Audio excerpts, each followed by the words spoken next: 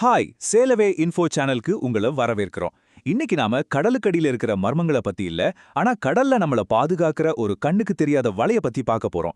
ஆமாங்க, இந்த பரந்த பெருங்கடல்கள்ல போற கப்பல்களையும் மாலுமிகளையும் பாதுகாக்கிற சில முக்கியமான சர்வதேச விதிகள், அத பத்தி தான் தெரிஞ்சுக்க போறோம். யோசிச்சு பாருங்களேன், நம்ம பூமியில முக்கால்வாசி வெறும் தண்ணி தான். அவ்வளோ பெரிய கடல்ல ஒரு சின்ன கப்பல்ல பயணம் செய்யறது எவ்வளோ பெரிய சவால். இந்த சவாலை சமாளிச்சு ஒவ்வொரு பயணத்தையும் பாதுகாப்பானதா மாத்துறது எது? அதுக்கான பதில் ஒரு நாலு ஆங்கில எழுத்துல அடங்கியிருக்கு. அதுதான் சொலாஸ். அப்படின்னா safety of life at sea. பேர்லயே இருக்கு பாருங்க. பல வருஷத்துக்கு முன்னாடி நடந்த டைட்டானிக் விபத்துல இருந்து கத்துக்கிட்ட பாடங்களை வச்சு இனிமே அப்படி ஒரு சோகம் நடக்கவே கூடாதுன்னு கொண்டு வந்ததுதான் இந்த சர்வதேச ஒப்பந்தம். கப்பலோட வடிவமைப்புல இருந்து அவசர காலத்துல என்ன செய்யணுங்கிறது வரைக்கும் எல்லாத்துக்கும் இதுல ரூல்ஸ் இருக்கு. வாங்க, இதுல இருக்கிற சில இன்ட்ரெஸ்டிங்கான விஷயங்களை இன்னும் கொஞ்சம் ஆழமா பார்க்கலாம். ஒரு கப்பல்ல ஏதாச்சும் ஒரு அவசர நிலைன்னு வச்சுக்கோங்க. நம்மளோட நம்பிக்கை எதுவா இருக்கும்? நிச்சயமா அந்த உயிர் காக்கும் படகு, அதாவது லைஃப் போட் தான். அந்த லைஃப் போட்டோட இதயமே அதோட இன்ஜின் தான். அந்த இன்ஜின்கான விதிகள் எல்லாம் எவ்வளவு கடுமையா இருக்கு தெரியுமா? வாங்க பாப்போம். சும்மா கற்பனை பண்ணி பாருங்க. கப்பல் மூழ்கிட்டு இருக்கு, வெளியில உடம்ப உறைய வைக்கிற குளிர். அந்த நேரத்துல நம்மளோட ஒரே நம்பிக்கையான அந்த லைஃப் போட் இன்ஜின் ஸ்டார்ட் ஆகலைன்னா என்ன ஆகும்? நினைக்கவே பயங்கரமா இருக்குல்ல. அதனால தான் இந்த இன்ஜின் எந்த சூழ்நிலையிலையும் என்ன ஆனாலும் வேலை செஞ்சே ஆகணுங்கிறது முதல் விதி. இத கொஞ்சம் யோசிச்சு பாருங்க. -15°C, அதாவது நம்ம வீட்டு ஃப்ரீசரை விட அதிகமான குளிர். ஆர்க்டிக் மாதிரி பனிப்பிரதேசங்கள்ல அப்பேற்பட்ட குளிர்ல கூட இந்த இன்ஜின் வெறும் 2 நிமிஷத்துக்குள்ள ஸ்டார்ட் ஆகியாகணும். இது எவ்வளோ முக்கியமான, அதே சமயம் எவ்வளோ கடுமையான ஒரு ரூல் பாருங்க. சரி, இன்ஜின் ஸ்டார்ட் ஆனா மட்டும் போதுமா? அந்த படகு வேகமா போகணும் இல்லையா? SOLOS விதிகள் படி ஒரு லைஃப் போட் குறைஞ்சபட்சம் 6 knots வேகத்துல போகணும். ஒரு நாட்டுங்கிறது கிட்டத்தட்ட மணிக்கு 1.85 கிலோமீட்டர். இந்த வேகம் எதுக்குன்னா, ஆபத்துல இருக்கிற கப்பல்ல இருந்து முடிஞ்ச வரைக்கும் சீக்கிரமா எல்லாரையும் தூரமா கொண்டு போகத்தான். ஆனா இந்த இன்ஜினோட திறமை இதோட முடியல. அது தன்னையும் அதுல இருக்கிறவங்களையும் காப்பாத்துறதோட மத்த உயிர்களையும் காப்பாத்தணும். அதனால தான் இன்னொரு லைஃப் ராஃப்ட கட்டி இழுத்துட்டு போகும்போது கூட குறைஞ்சது 2 knots வேகத்துல போகணும்னு ஒரு விதி இருக்கு. இது அவசர காலத்துல ஒரு டீம் ஒர்க்குக்கு ரொம்ப உதவுது. ஓகே, எவ்வளவு தூரம் போக முடியும்? இந்த இன்ஜின்ல இருக்கிற எரிபொருள் படக முழு வேகத்துல தொடர்ந்து 24 மணி நேரம் ஓட்டுறதுக்கு போதுமானதா இருக்கணும். மீட்புக்குழு வர வரைக்கும் கடல்ல பாதுகாப்பா தப்பிச்சிருக்கிறதுக்கு இது ரொம்ப ரொம்ப அவசியம்.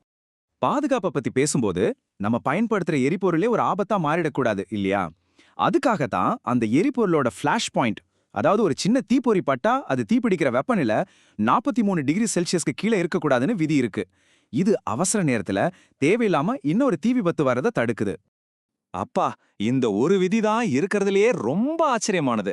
படகுக்குள்ள கடல் தண்ணி புகுந்து இன்ஜினோட முக்கியமான பாகமான கிராங்க் ஷாஃப்டோட பாதி உயரம் வரைக்கும் தண்ணி வந்தா கூட அந்த இன்ஜின் தொடர்ந்து ஓடியாகணும். இது அந்த இன்ஜினோட நம்பகத்தன்மைக்கு ஒரு உச்சகட்ட உதாரணம்.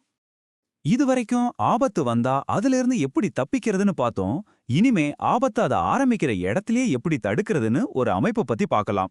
அதுதான் கப்பல்ல இருக்கிற CO2 தீயணைப்பு அறை. கப்பலோட என்ஜின் ரூம் மாதிரி முக்கியமான இடங்கள்ல தீ விபத்து ஏற்பட்டா அதை அணைக்கிற ஒரு பவர்ஃபுல் சிஸ்டம் தான் இந்த CO2 சிஸ்டம். இந்த வாயுவை ஒரு ஸ்பெஷல் ரூம்ல வச்சிருப்பாங்க. அந்த ரூமுக்கான விதிகளும் ரொம்பவே கடுமையானவை. இந்த ஒவ்வொரு விதிக்கு பின்னாலேயும் ஒரு ஆழமான காரணம் இருக்கு. உதாரணத்துக்கு, இந்த ரூமை வேற எதுக்குமே பயன்படுத்தக்கூடாது. ஏன்னா இது ஒரு எமர்ஜென்சி சிஸ்டம். கதவு ஏன் வெளியில திறக்கணும்? அப்பதான் அவசரத்துல உள்ள யாரும் மாட்டிக்க மாட்டாங்க இல்லையா? வெப்பநிலை 55 டிகிரிக்கு கீழே இருக்கணும், இல்லனா சிலிண்டர்ல பிரஷர் அதிகமாயிடும். இப்படி ஒவ்வொரு சின்ன விஷயமும் பாதுகாப்பை மனசுல வச்சுதான் உருவாக்கப்பட்டிருக்கு. வெறும் ரூல்ஸ் மட்டும் இருந்தா பத்தாது, அதோட செயல்பாடு ரொம்ப வேகமா இருக்கணும். தீ விபத்து நடந்த இடத்துல தேவைப்படுற CO2 கேஸ்ல 85% வெறும் 2 நிமிஷத்துக்குள்ள ரிலீஸ் ஆகணும். இந்த வேகம் தான் தீ பெருசா பரவாம அதை ஆரம்பத்திலேயே கட்டுப்படுத்தி பெரிய சேதத்தை தடுக்குது. இப்ப நாம லைஃப் போட் என்ஜின் அப்புறம் CO2 அறைன்னு 2 சிஸ்டத்தை பார்த்தோம். இதுல இருக்கிற சின்ன சின்ன விதிகள் கூட எவ்வளவு பெரிய தாக்கத்தை ஏற்படுத்துது, எவ்வளவு உயிர்களை காப்பாத்துதுன்னு இப்போ உங்களுக்கு புரிஞ்சிருக்கும்னு நினைக்கிறேன். கடல்ல நடந்த ஒவ்வொரு விபத்தும் ஒவ்வொரு துயரமும் நமக்கு ஒரு பாடத்தை கத்துக் கொடுத்திருக்கு. அந்த பாடங்களோட மொத்த தொகுப்பு தான் இந்த சோலாஸ் விதிகள். ஒரு லைஃப் போட் என்ஜினோட கிராங்க் ஷாஃப்ட்ல இருந்து CO2 ரூமோட கதவு கீழ் வரைக்கும் ஒவ்வொரு சின்ன டீட்டெயிலும் உயிர்களை காப்பாத்துறதுக்காகவே டிசைன் பண்ணப்பட்டிருக்கு. கப்பல் பயணம் மாதிரியே நம்மளோட அன்றாட வாழ்க்கையிலையும் இது மாதிரி எத்தனையோ கண்ணுக்கு தெரியாத விதிகள் நம்மள பாதுகாத்துக்கிருக்கு. நாம இருக்கிற கட்டடங்களோட வடிவமைப்பு, நம்ம யூஸ் பண்ற எலக்ட்ரிக்கல் பொருட்களோட பாதுகாப்பு தரங்கள்னு நிறைய உதாரணங்கள் சொல்லலாம். இத பத்தி நீங்க என்ன நினைக்கிறீங்க? கொஞ்சம் யோசிச்சு பாருங்களேன். இன்னும் இது மாதிரி சுவாரஸ்யமான தலைப்புகளோட அடுத்த முறை சந்திப்போம்.